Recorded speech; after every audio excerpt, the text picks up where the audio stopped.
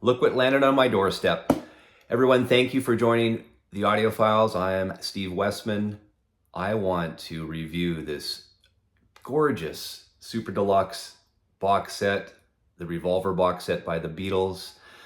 Going to compare the 2014 mono cut to the brand new 2022 mono cut by Sean Magee as well. So if you haven't already, guys, hit on that subscription button. It helps me a ton. And let's do this. I'll see you on the other side of the audio files.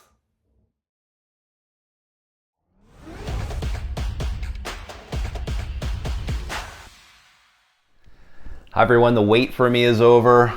Finally, I got it here in Vancouver. It came yesterday morning. I spent all day yesterday and today reviewing this box set. It's lovely, actually. It's a lovely package. I'm sure most of you have it. You can see it says Revolver here. I love the package. I love the book that we got here. Wonderful.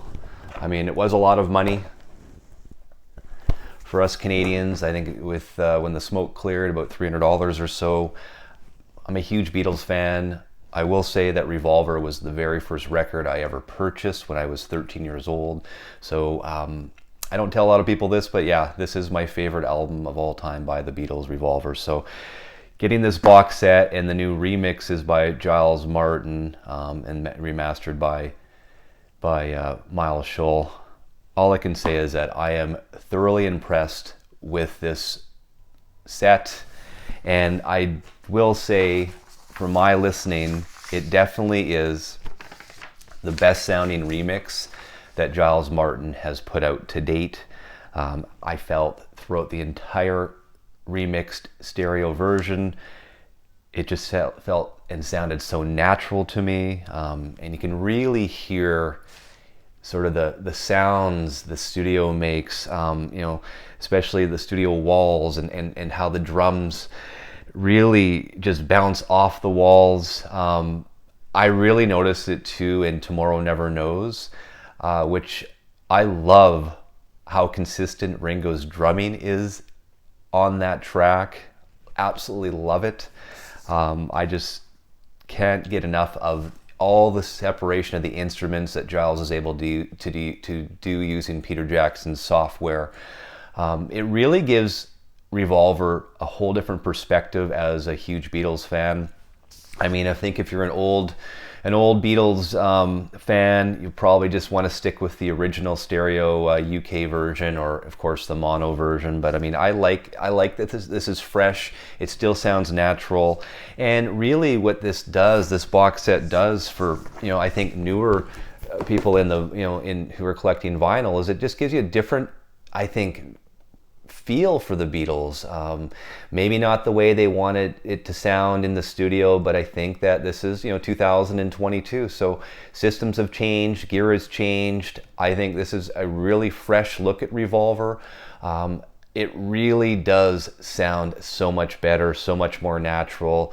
I mean, you listen to Eleanor Rigby, it doesn't sound so muffled and muddy. It's not just coming, the vocals aren't just coming out of one speaker any longer. I mean, it's really complete now, each and every song. And I've never really enjoyed the Yellow Submarine song. I know if you're a Canadian or North American, Capitol released Revolver, and it was a different set than the UK version. So I really wished they never put it, Yellow Submarine on this album. Maybe they should have included Rain or Paperback Writer. That would have been amazing to have one of those two songs on instead. But again, it is what it is at this point. So getting back to the box, and I'm going to touch upon the mono right away. It does come with an EP here, both Paperback Writer and Rain, both in stereo and in mono. I don't mind this, but the fact it's just cardboard and there's no plastic liner in there to protect the actual EP. I wish they would have done that from a quality standpoint, but again, what can you do? But that's pretty cool. And then, like I said, I showed you the book. And then we all know there's some outtakes. I mean, this is a whole double album of the outtakes, and I found it too that I think the boys were having fun on this. I mean, what was the one song? "And Your Bird Can Sing"? I think it's side 3 of the outtakes. You hear Paul, you hear John. They're laughing through the entire take. I think that's just hilarious, and I think that just goes to show you that they were just having a lot of fun. And I mean, Fun in the Studio created this Revolver album. For me, by far, is the best sounding album they have out there, and really is such a revelation from where they were from the previous album to Revolver, and how quickly they sort of evolved into songwriters and experimenting with the sounds that were out there and experimenting in the studio. Just incredible to think this was 1966. So I love it. I just think this album is just absolutely wonderful. I'm glad that it was remixed. I'm glad that the software's out there so we can hear all the different separation of the instruments like never before. So I wanted to talk about Sean Magee, who I've interviewed. He remastered the new mono cut that's in the box set. So I obviously have the 2014 cut here. Okay, you can see the whole box behind me.